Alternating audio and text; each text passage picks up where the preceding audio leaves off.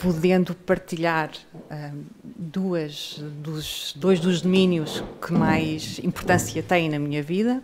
Um deles é a minha vivência espírita, mas trago aqui também a minha perspectiva profissional enquanto investigadora em ciências sociais na área das relações de género. Este é um tema que, mesmo à luz da nossa doutrina, nos coloca alguns desafios em termos da leitura, até da nossa codificação, e eu vou procurar trazer aqui uma reflexão que é da nossa doutrina, mas também traz a minha perspectiva da leitura dos próprios textos da doutrina, que eu espero que possa contribuir para a nossa reflexão. Não se trata aqui de vir colocar mulheres contra os homens, nem homens contra as mulheres. Gostaria também de trazer aqui uma reflexão sobre o que é o feminismo e a forma como as pessoas em geral e as interpretações, muitas vezes injustas, erradas, desenraizadas daquilo que é o movimento feminista, nos traz, o que é que o feminismo nos traz e a forma como a doutrina espírita foi emancipatória no que toca aos direitos das mulheres e à igualdade dos direitos entre homens e mulheres. Porque o feminismo não quer a subversão do sistema que coloca os homens sobre as mulheres. Até porque, como disse o irmão Fernando, o nosso espírito não tem sexo, não tem género. O nosso género, o nosso sexo, decorre da materialidade, decorre da nossa existência física. Feita esta introdução, a nossa premissa essencial é aquela de que falou o irmão Fernando, que o sexo e género só existem na nossa organização física. O nosso espírito não tem sexo, mas existindo na nossa constituição genofenotípica e também na nossa socialização, é relevante também na forma como ele influencia as nossas posturas e o nosso espírito e o nosso comportamento, essencialmente. De uma forma muito simplista, no processo de reencarnação, nós propomos-nos a vir à Terra em corpos a priori femininos e masculinos conforme as nossas necessidades evolutivas. E, portanto, desde logo se percebe que o facto de virmos na polaridade masculina ou feminina deixa subentender que, naturalmente, a supremacia do homem sobre a mulher ou da mulher sobre o homem não faz sentido, porque nós viremos nas duas polaridades. Teremos experiências como mulheres, teremos experiências num corpo de homem. E essas experiências vão decorrendo num ou outro sexo e género consoante as nossas necessidades de aprendizado. Portanto, se nós formos mulherzinhas muito más, provavelmente na próxima encarnação vamos estar na polaridade masculina a sofrer os males que fizemos aos nossos companheiros e vice-versa. Na revista Espírita, Allan Kardec, que já no século XVIII era um feminista, perguntava em janeiro de 1866, alguns anos depois da primeira codificação do Livro dos Espíritos, teria Deus criado almas masculinas e femininas, fazendo estas inferiores àquelas? Eis toda a questão. Se assim fosse, a inferioridade da mulher estaria nos decretos divinos e nenhuma lei humana poderá transgredi-los. Tê-las-ia, ao contrário, criado iguais e semelhantes? Nesse caso, as desigualdades, baseadas na ignorância e na força bruta, desaparecerão com o progresso e o reinado da justiça. Portanto, aqui já se fazia a apologia, atenção, no século XIX, não sei se disse século XIX há pouco, século XIX, nos anos de 1800, em que as mulheres ainda não estavam dotadas dos mais essenciais direitos civis. Nesta altura, já Allan Kardec, disruptivamente para a época, se manifestava a favor da igualdade entre homem e mulher e pela luta pelos direitos civis, essencialmente, das mulheres. Bom, apesar de, num contexto em que nós somos mulheres e homens, partindo da nossa existência física e que passaremos pelas duas experiências, não seria expectável ou não seria razoável que existissem desigualdades, no sentido em que passaríamos então pelas experiências em ambos os corpos. Todavia, no estado em que a humanidade se encontra, ainda, apesar de muitos avanços terem sido feitos ao longo dos séculos e das décadas, mas ainda observamos um amplo leque de desigualdades entre homens e mulheres. Embora, como nos tendamos a comparar com momentos anteriores em que as mulheres não acediam aos direitos mais básicos da sua autodeterminação, as desigualdades que hoje existem no mundo não pareçam ter a mesma relevância ou pareçam não ser consideráveis, mas são. E quando, embora na nossa experiência individual muitas vezes não consigamos detectar essas desigualdades, que nem sempre são desfavoráveis às mulheres, também são em algumas situações desfavoráveis aos homens, quando nós olhamos para os indicadores globais, no que toca à representação de homens e mulheres em diversos níveis, aos indicadores dos diversos tipos de violência, da educação, do acesso à saúde, nós encontramos pelo mundo, nos países menos desenvolvidos, mas também em muitos países ocidentais, desigualdades muito importantes que ainda colocam as mulheres em situação de desvantagem.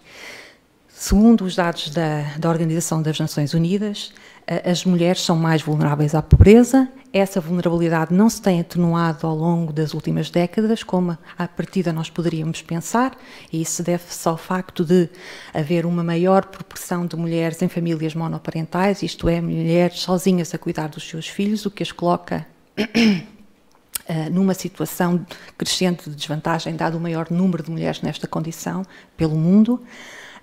As mulheres usam 90% dos seus rendimentos nas famílias, repare, enquanto os homens apenas 30 a 40%.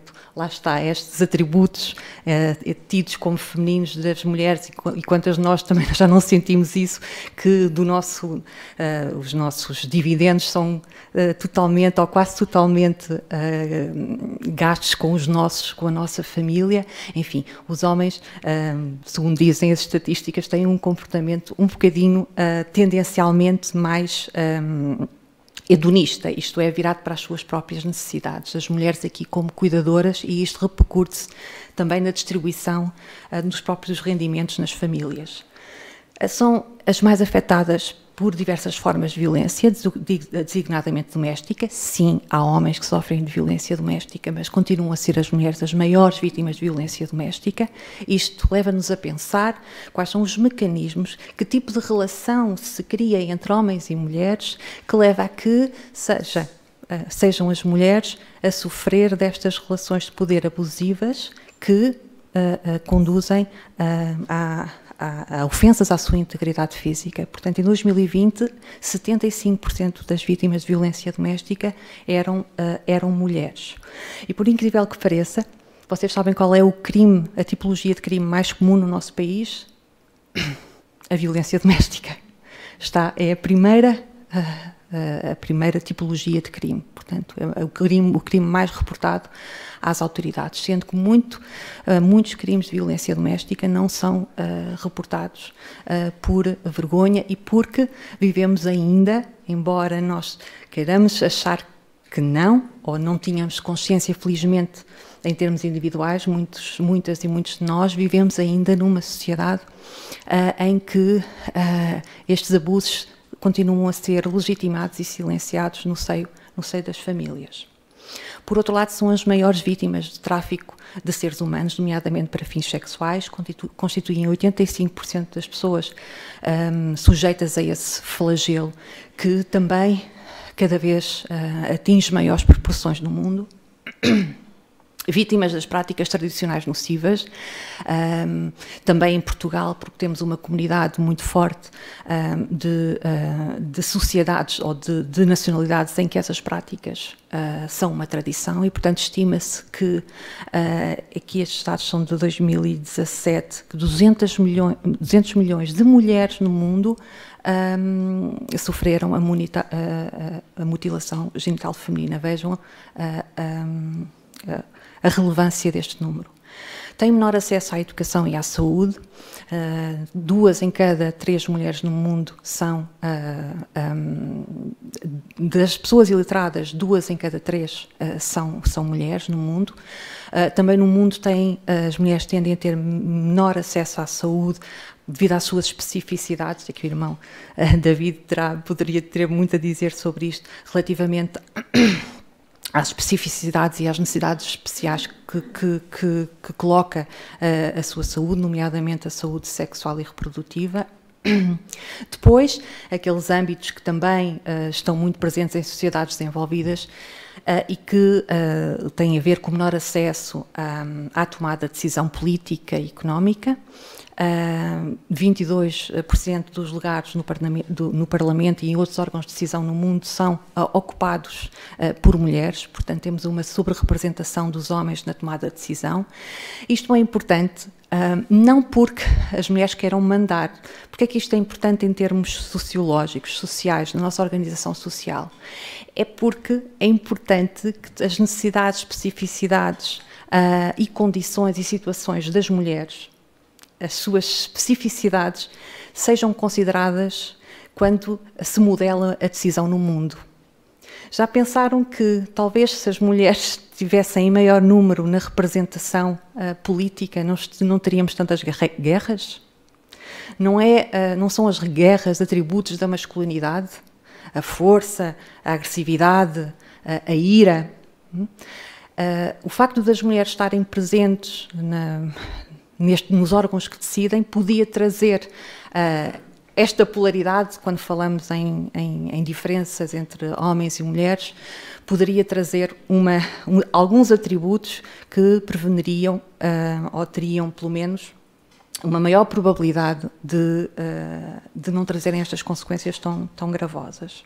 Depois, a exposição à desigualdade e às discriminações nos locais de trabalho que têm impacto sobre o acesso das mulheres ao rendimento. E muitas destas desigualdades no mundo do trabalho ainda são devedoras desta coisa tão linda que é ser mãe, não é?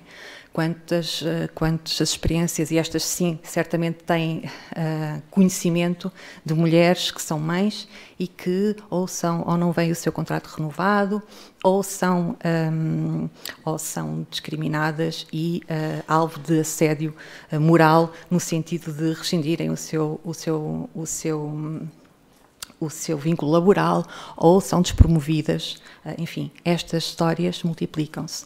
Por outro lado, os homens, quando pretendem ter uma presença mais ativa junto das crianças, eles que estão a ferir o modelo ideal de homem, também nas organizações muitas vezes são ainda mais discriminados por não se esperar deles esse envolvimento nos cuidados com as crianças. E, portanto, esta função essencial da reprodução e trazer novos espíritos ao mundo, e em Portugal essa função parece estar em extinção, porque cada vez temos uma taxa de fecundidade cada vez mais baixa, a menor da Europa, e devemos refletir sobre que tipo de sociedade é que está a criar estes obstáculos a esta realização tão linda que é a da maternidade e a da paternidade.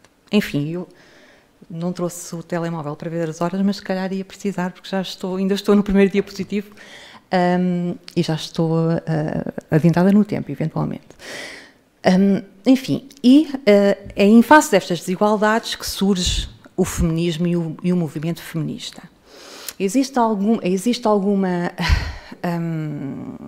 eu diria, dificuldade ou alguma ideia errada daquilo que é o feminismo. Pensa-se em mulheres masculinas, agressivas, promíscuas, enfim, toda esta ideia que nós criamos de pessoas desvergadas que lutam pela sua emancipação. O movimento feminista não é isto.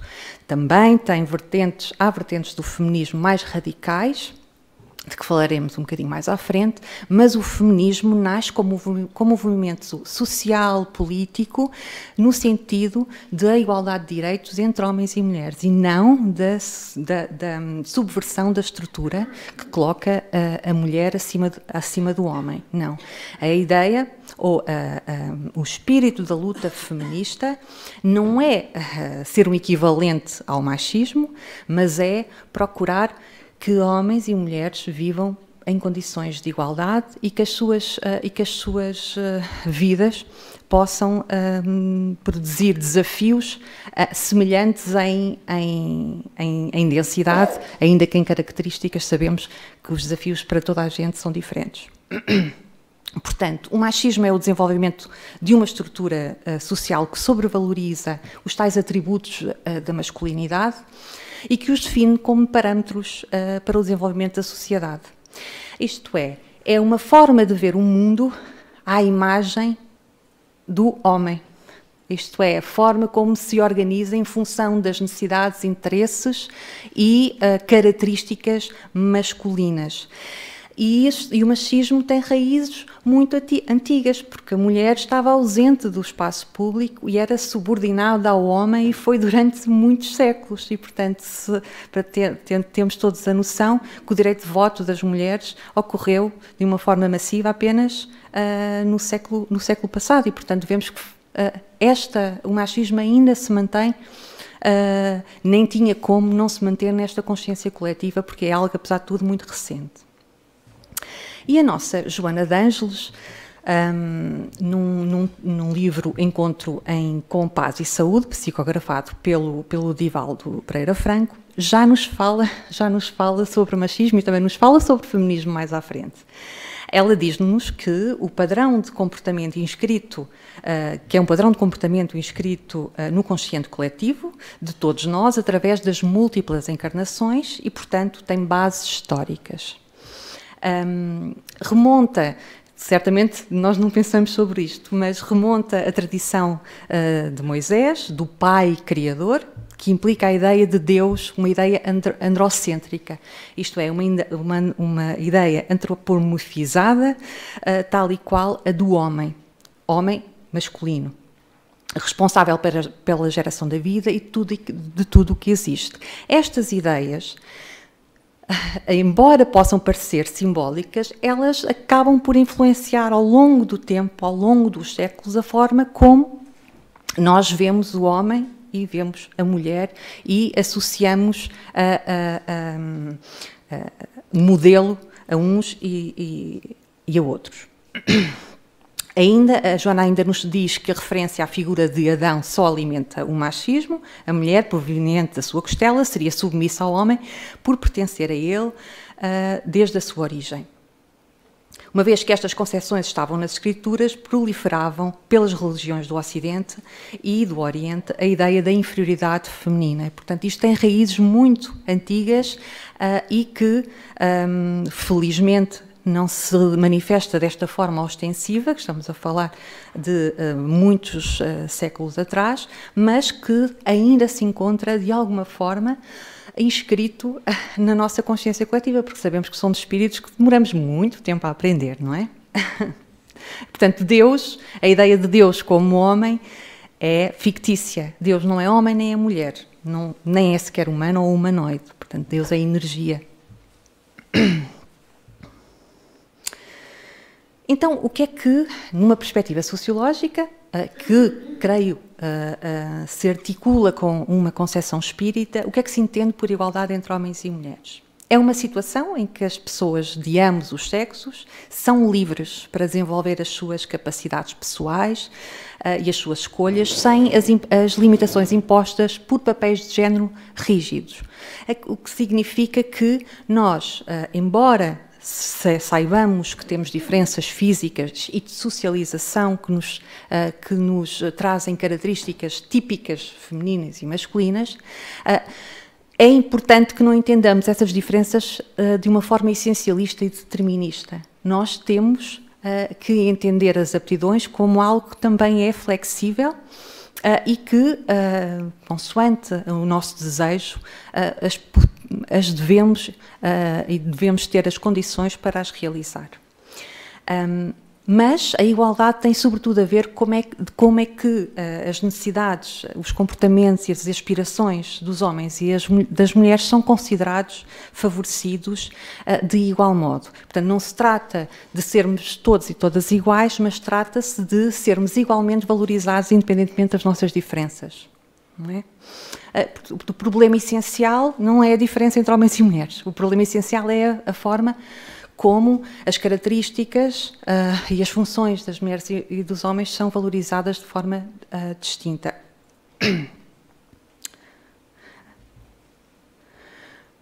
E de que forma é que a igualdade entre homens e mulheres e o espiritismo confluem?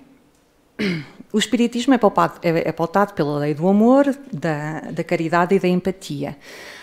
E, portanto, não devemos jamais colocar-nos num patamar ou supor-nos num patamar de superioridade relativamente a qualquer outra pessoa, devendo procurar sempre a igualdade nas nossas relações de uma forma transversal nos vários domínios da sociedade, seja no domínio do emprego, seja no domínio doméstico, seja na possibilidade de tomar decisões, de guiar as nossas crianças.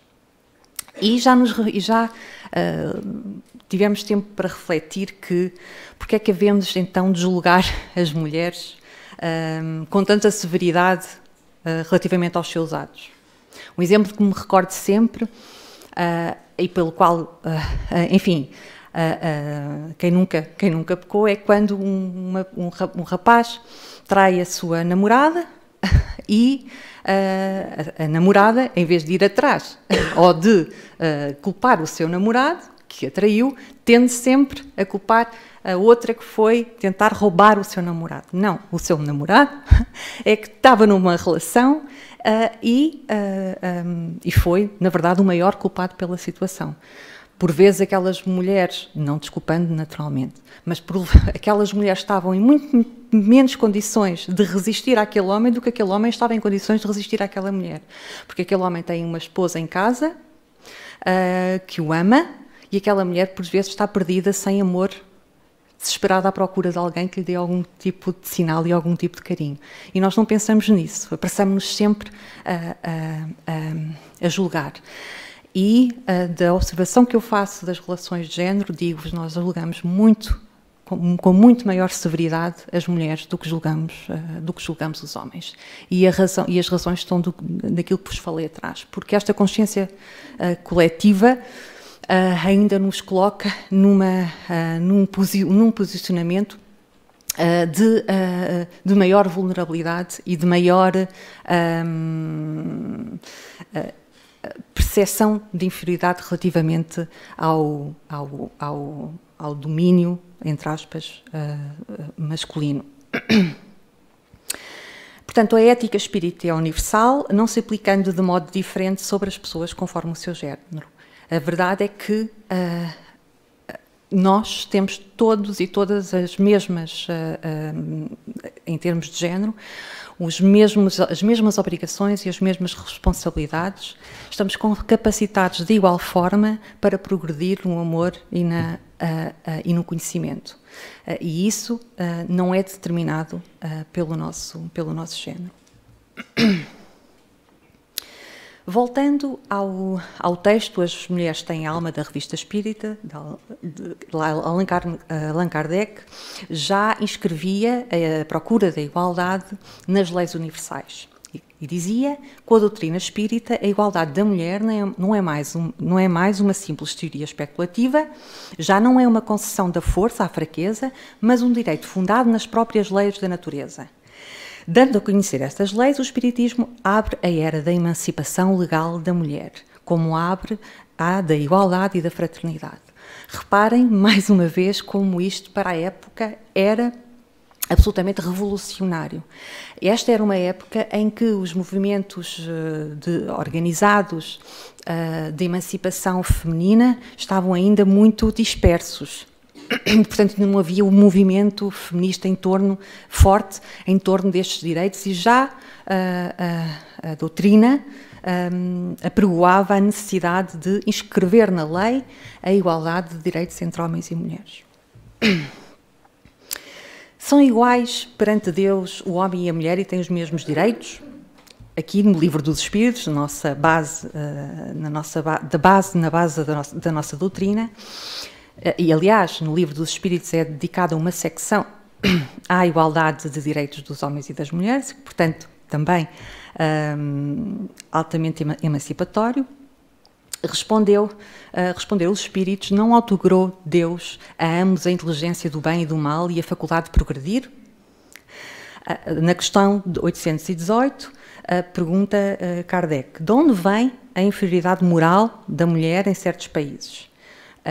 Respondem os Espíritos: do predomínio injusto e cruel que sobre ela assumiu o homem. É resultado das instituições sociais e do abuso da força sobre a fraqueza. Entre homens moralmente pouco adiantados, a força faz o direito. E agora vamos às questões que eu resolvi trazer, porque não são consensuais também na sua leitura, também na nossa doutrina, e que dividem um pouco as pessoas espíritas mais progressistas na sua leitura e as mais conservadoras, também existe na nossa doutrina, e coloco algumas questões cuja leitura, quanto a mim, não é linear, é mais complexa. Mas resolvi trazer, até para que, se for oportuno, podermos discutir. Com que fim mais fraca fisicamente do que o homem é a mulher? Respondem os Espíritos: para lhe determinar funções especiais. Ao homem, por ser mais forte, os trabalhos rudes; à mulher, os trabalhos leves. A ambos o dever de se ajudarem mutuamente a suportar as provas de uma vida cheia de amargor. A questão 820. A fraqueza física da mulher não a coloca naturalmente sob a dependência do homem? E a resposta: Deus a uns deu a força para protegerem o fraco e não para o escravizarem. Allan Kardec fez um comentário a esta resposta e diz que Deus apropriou a organização de cada ser às funções que lhe cumpre desempenhar. Tendo dado à mulher menor força física, deu-lhe ao mesmo tempo maior sensibilidade em relação com a delicadeza das funções maternais e com a fraqueza dos seres confiados aos seus cuidados.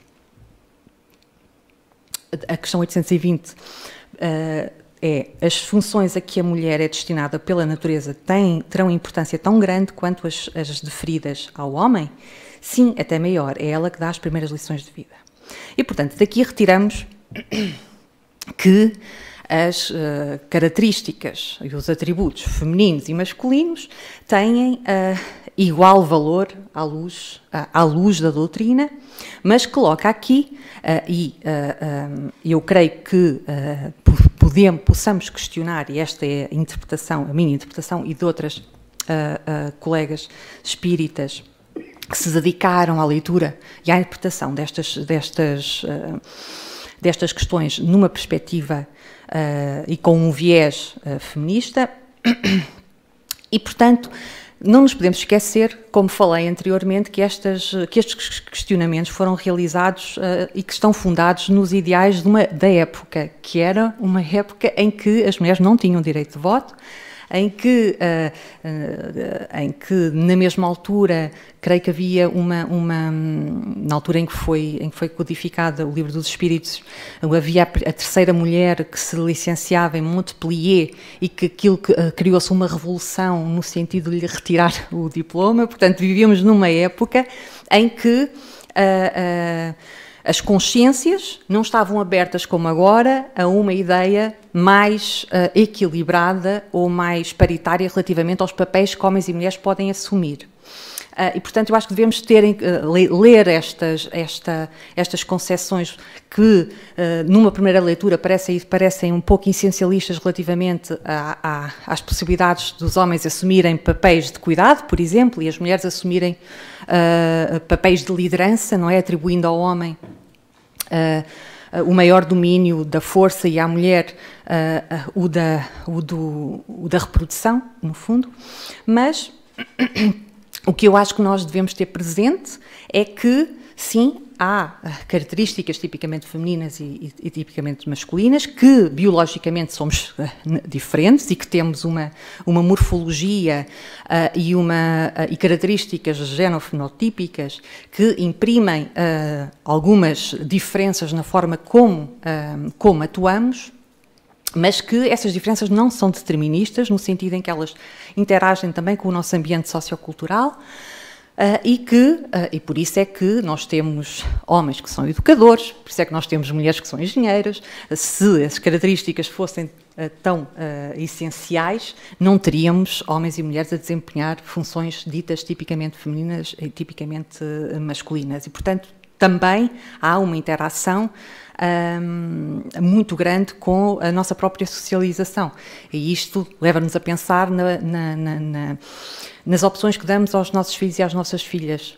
Com que é que, se lhes damos apenas vestidos de princesa, ou se também lhes damos carrinhos às meninas, carrinhos para brincar, se permitimos aos rapazes desenvolverem as suas competências relacionais, que são atributos que faltam ou que estão em menor presença tipicamente nos homens, se damos essa oportunidade às nossas crianças, meninos, de socializarem com esses estímulos para que possam desenvolver um outro tipo de masculinidade e que não conduza à violência.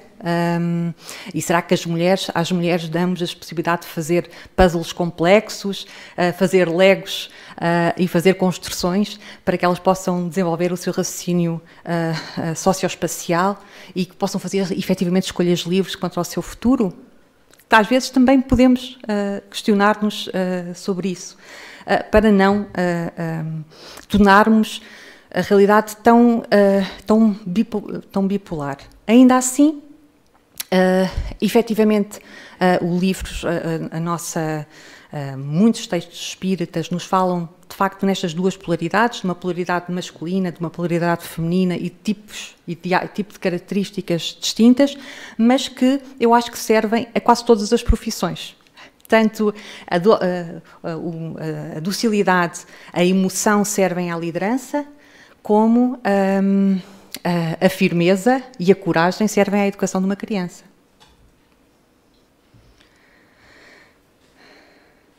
Ok, se calhar passo à frente isto.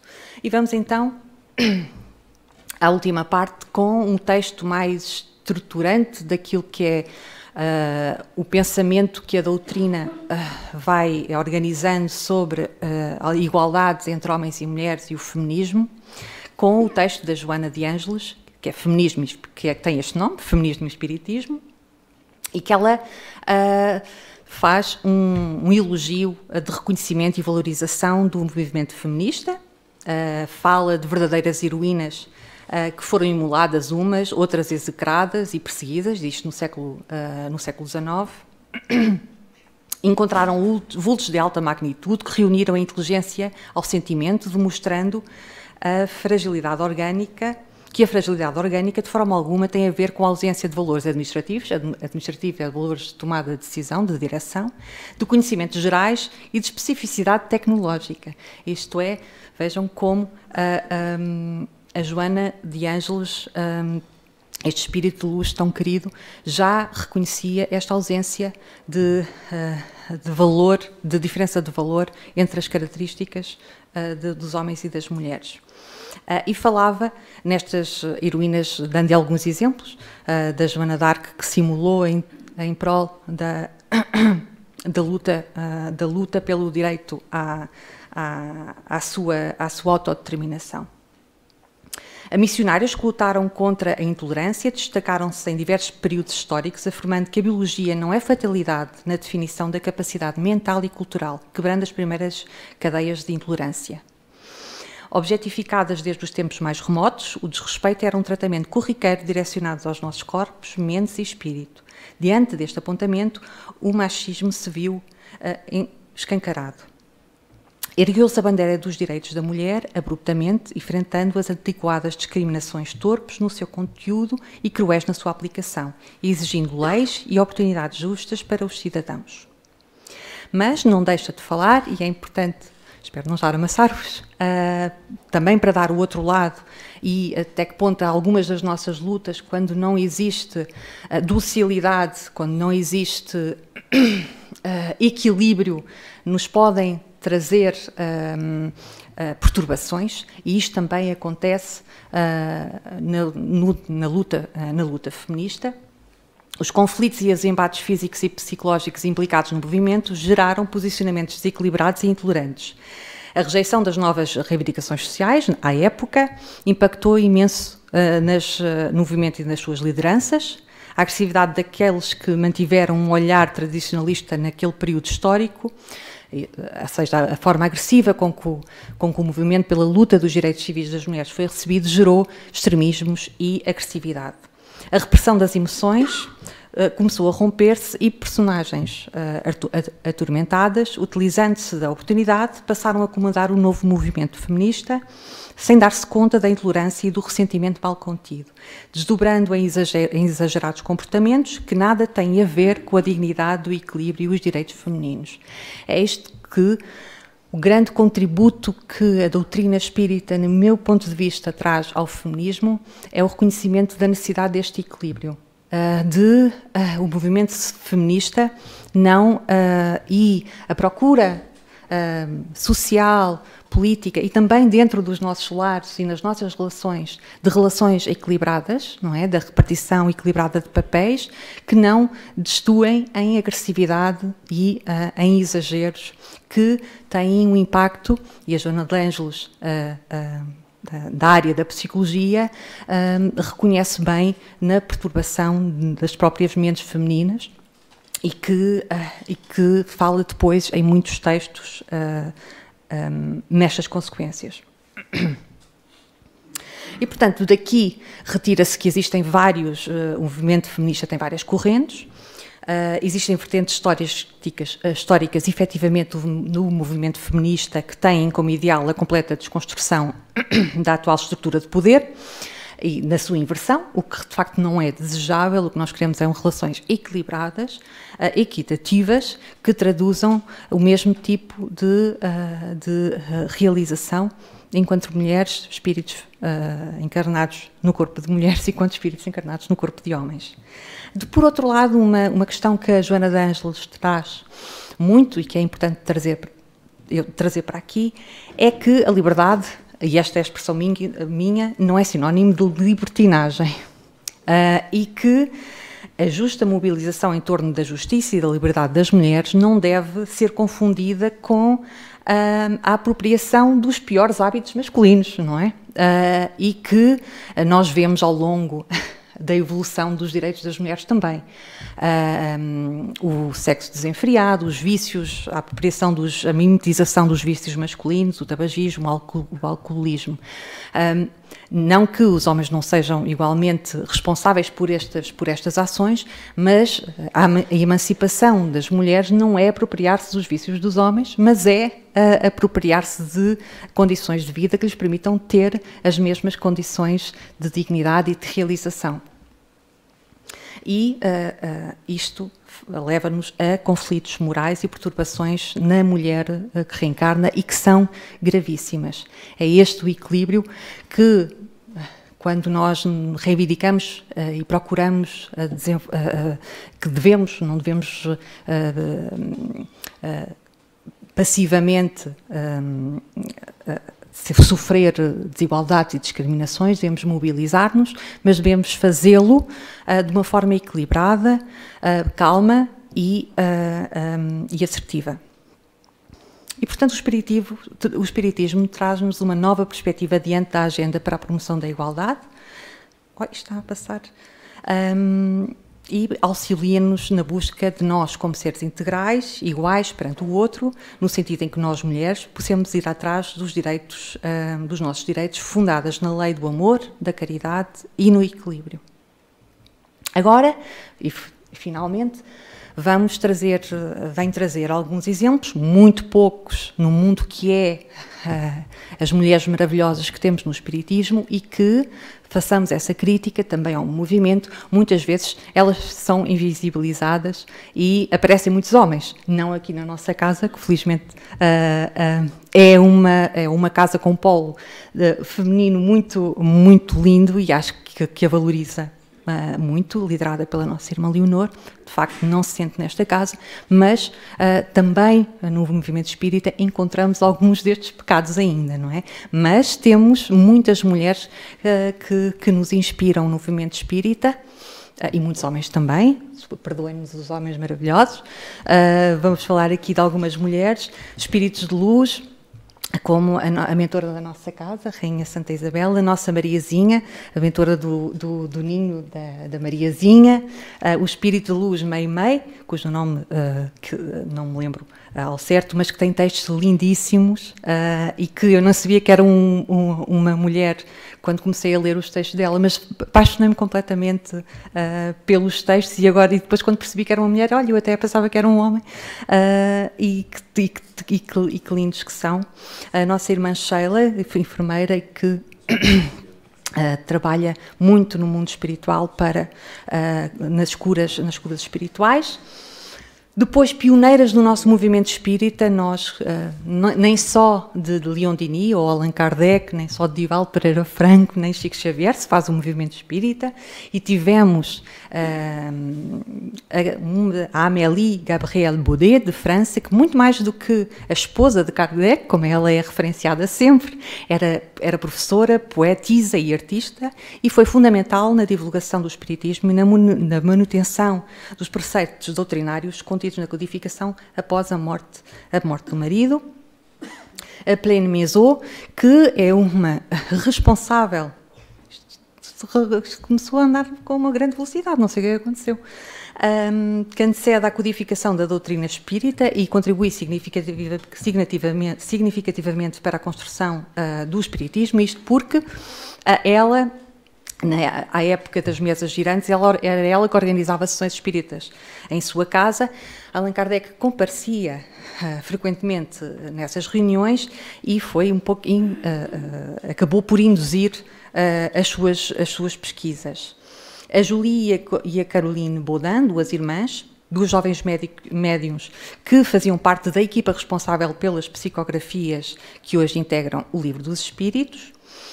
A Aline Carlotti, da França também, médio de psicografia e psicofonia na época em que Allan Kardec investigava as manifestações do mundo espiritual, em razão da sua mediunidade, serviu de intermediária para que o Espírito da Verdade confirmasse a Allan Kardec a importância da sua missão. Anna Blackwell, inglesa, jornalista, professora, escritora e amiga da Kardec, que fez a primeira tradução da codificação para inglês. Agora, nos tempos, avançando um bocadinho no tempo, a Zilda Gama do Brasil, que foi uma das maiores médiuns brasileiras. No país ela foi pioneira em psicografias para a literatura espírita, chegou mesmo a receber uma mensagem de Allan Kardec. Além desse seu papel importante no espiritismo, a Zilda Gama também teve uma forte influência no movimento feminista, na verdade, tendo lutado pelo direito de voto das mulheres, portanto era uma daquelas a que Joana de Ângeles se referia. A Ivone do Amaral Pereira, ela foi também uma das médiuns mais respeitadas no Brasil e autora de vários romances espíritas psicografados. A principal obra dela foi a Memória de uma Suicida, atribuída aos espíritos Camilo Castelo Branco e Leon Denis. Marlene Nobre, uma médica que desenvolveu um importante trabalho à frente da Associação Médico-Espírita e como uma das fundadoras e presidente do grupo espírita Caibar Chutel. Enfim, conferencista, com muitos livros publicados. Em Portugal, Vou destacar apenas duas. A primeira já nos deixou, escritora, poetisa, feminista, jornalista, Maria O'Neill. Participou no primeiro Congresso Espírita Português, tendo presidido a mesa de trabalhos do Congresso e colaborou com a Federação Espíritica Portuguesa, fez parte da redação da Revista do Espiritismo, em que sempre colaborou, e fundou o Grupo Espírita Perdão e Caridade. E, por fim, a nossa querida e inspiradora Leonor Santos, a fundadora e dirigente do GEAC e da Associação Ninho da Mariazinha, a nossa líder, que nos prova que a liderança não é uma competência e um atributo masculino, é um atributo feminino também, e que liderança corajosa. Médium, trabalhador incansável, com intenso labor espiritual e inestimável contributo para o equilíbrio das nossas dores e na orientação das nossas almas. Corajosa, amorosa, resistente, líder, firme, suave, inovadora, inspiradora. A nossa querida irmã Leonor, mas temos mais, temos as nossas mulheres espíritas e gostaria de ter muitas mais nas fotografias, mas vocês no Facebook não é grande, não estão muito representadas, mas esta aqui apanhou só mulheres, que lindas que somos. E dar-nos visibilidade é dar-nos força para este caminho. Obrigada.